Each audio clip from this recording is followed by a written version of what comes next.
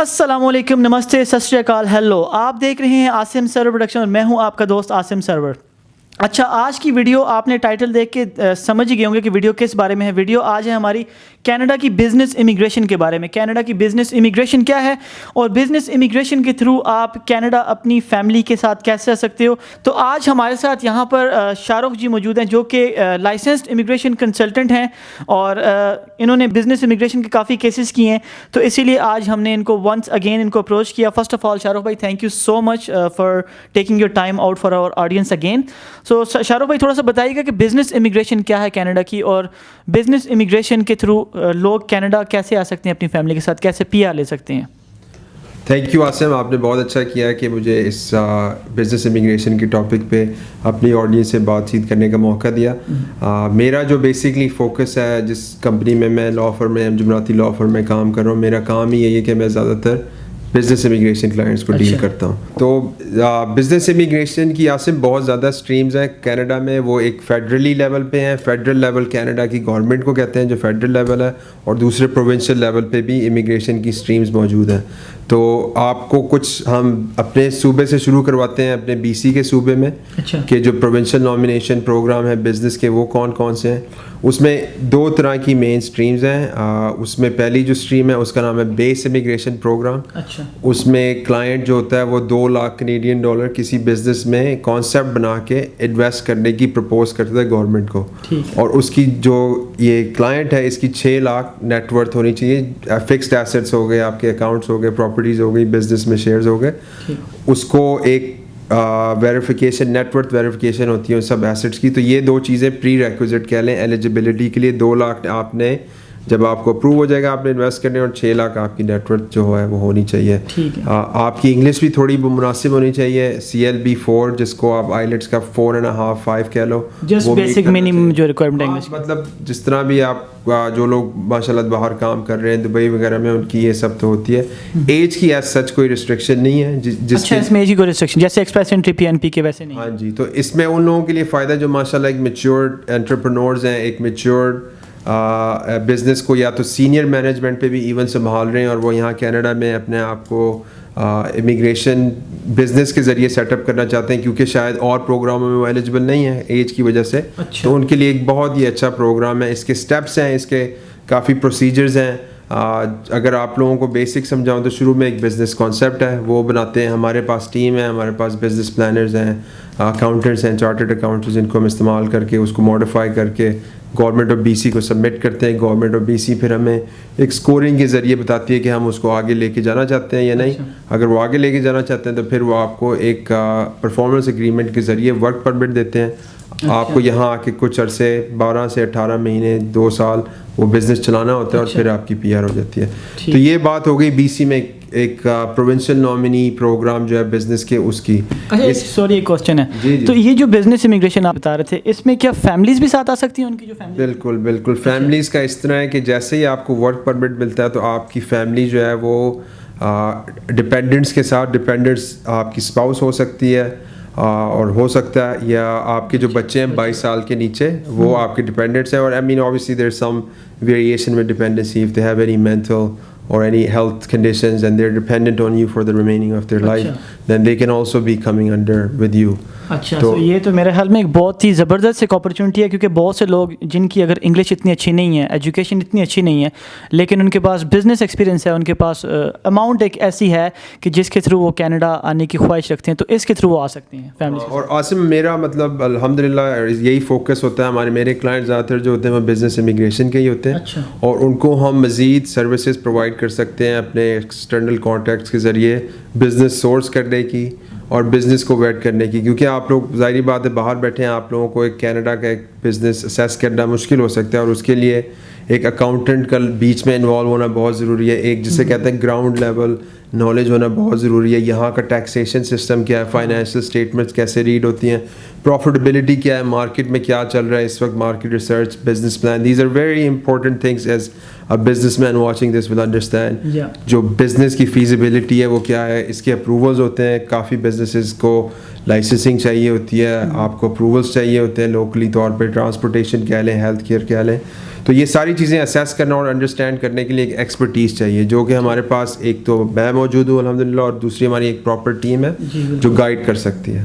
ٹھیک ہے. تو بالکل بچے بھی آ سکتے ہیں, وائف بھی آ سکتی ہے, ہسبینڈ بھی آ سکتا ہے ساتھ اگر وائف مین اپلیکنٹ ہے, اور کٹھے آ سکتے ہیں, اس میں کوئی ڈیلیز نہیں ہے. ٹھیک ہے. اچھا تھوڑا سا اگر اس کے بیچ میں ہم اور اگر ڈیپس میں جائیں تو کون کون سے بزنسز آپ کو لگتا ہے کہ بی سی میں افیکٹو ہو سکتی ہیں, لائک جس کے تھرو آپ کینیڈا آ سکتے ہیں, کون سے ایسے بزنس کے پروگرامز ہیں؟ اچھا سوال ہے. بیسکلی جو اگر آپ پروونس ٹو پروونس تھوڑا بہت ویری کرتا ہے, لیکن جس طرح بی سی میں آپ کہہ لیں کہ ایگریکلچر جو ہے وہ اچھا, کووڈ سے پہلے ٹورزم گورنمنٹ بہت پروموٹ کر رہی تھی, اور کووڈ کے بعد بھی کرے گی. آئی ٹی ہو گئی, ہیلتھ کیئر ہو گئی, ایجوکیشن سیکٹر ہو گیا. اگر یہاں کوئی بندہ انسٹیٹیوٹ بنانا چاہتا ہے یا ایجوکیشن کو امپروو کرنے کی تھرو این انسٹیٹیوشن کرنا چاہتا ہے, وہ گورنمنٹ کو اچھا لگتا ہے. کوئی بھی اسینشلی ان ڈیمانڈ انڈسٹری جو ہے وہ آپ اس میں آ سکتے ہیں. اور ونس اگین میں آپ کو تھوڑی بہت لسٹ دے دیتا ہوں. ایگریکلچر ہو گیا, ہیلتھ کیئر ہو گئی, ٹرانسپورٹیشن ہو گئی, ایجوکیشن ہو گئی. یہ ساری انڈسٹریز ایسی ہیں جس میں آپ آ سکتے ہیں. ضروری نہیں ہے کہ یہ لمٹ ہو, کیونکہ یہاں ایک آڈینس کو آپ کو میں ایک چیز بتا دوں کہ یہاں کینیڈا میں جو بزنس اونرز ہیں وہ کافی حد تک اب ریٹائرمنٹ ایج پہ آ گئے ہیں. بالکل ایسے ہی. اور ان کی صورتحال یہ ہے کہ ان کے جو بچے ہیں وہ کام نہیں کرنا چاہتے جو وہ کرتے رہے, وہ ان کا بزنس نہیں سنبھالنا چاہتے. تو ان کو بذاتی خود انہیں چاہیے کہ کوئی آ کے ان کا بزنس سنبھالے.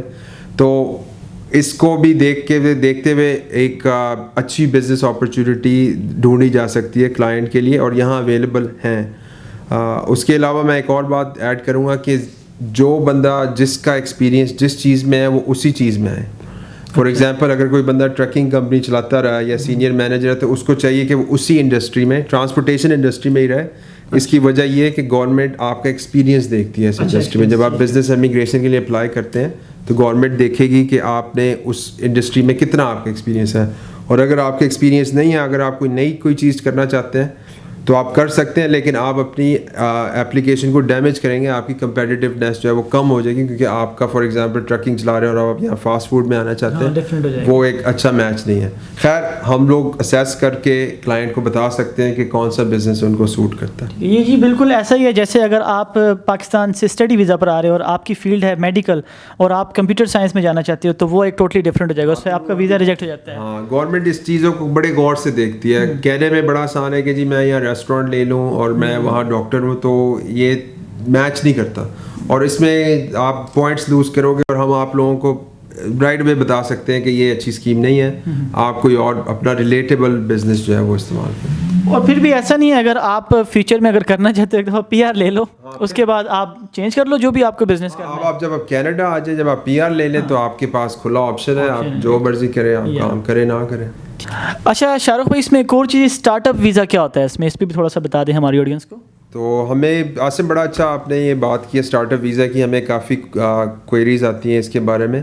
تو اسٹارٹ اپ ویزا جو ہے نا وہ ایک پروگرام ہے فیڈرل لیول پہ, جس طرح ہم نے ابھی پروونشل نامنی پروگرام کی بزنس امیگریشن میں بات کی ہے. جو اسٹارٹ اپ ویزا ہے وہ ایک فیڈرل لیول پہ پروگرام ہے. اس کا مقصد یہ ہے کہ جو انوویٹیو انٹرپرنورز ہیں پوری دنیا میں, اور یہاں وہ اپنا ایک آئیڈیا لانا چاہتے ہیں, اس کو لانچ کرنا چاہتے ہیں. ابھی جس طرح اکانومیز چل رہی ہیں, آئی ٹی پہ بڑا فوکس ہے, ڈیجیٹل اکانومی پہ بڑا فوکس ہے, اس طرح کے آئیڈیاز.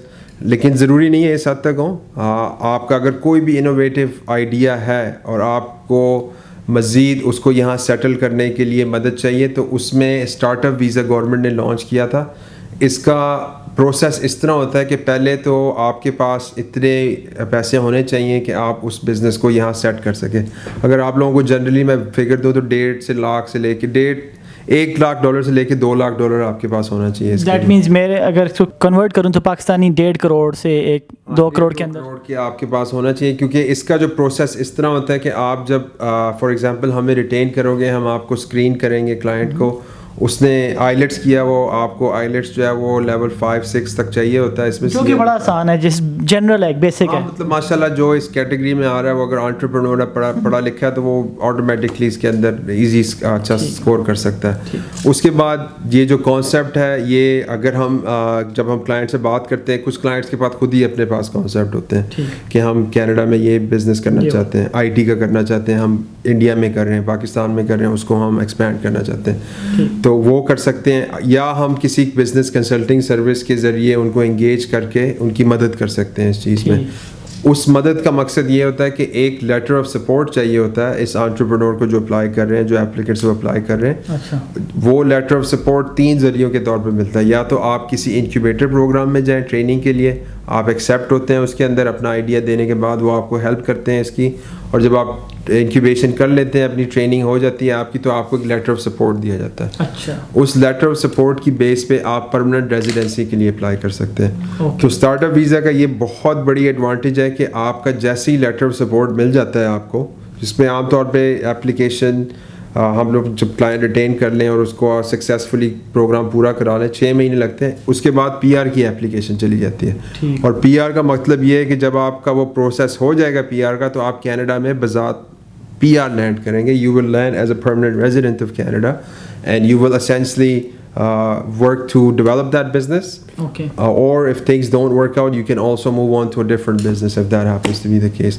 تو یہ بہت اچھا آپشن ہے. جو لوگ وہاں انٹرپرینورز باہر بیٹھے ہوئے ہیں, ماشاء اللہ ینگ جنریشن میں آپ کو بہت اچھے اچھے آئیڈیاز نظر آتے ہیں, اور وہ یہاں اس کو مزید اسٹیبلش کرنا چاہتے ہیں یا ایکسپینڈ کرنا چاہتے ہیں, تو ضرور ہمیں اپروچ کریں. ہم ان کو اسکرین کر کے بتا سکتے ہیں کہ ان کے لیے یہ پروگرام سوٹیبل ہے کہ نہیں.